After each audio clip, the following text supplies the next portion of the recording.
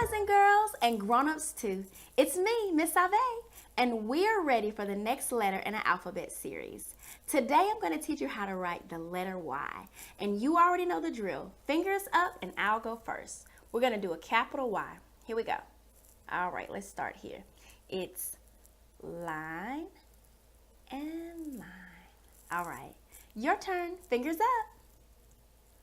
Line, line. Good job.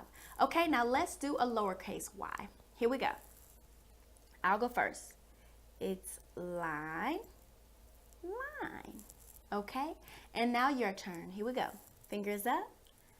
Line, line. Good job.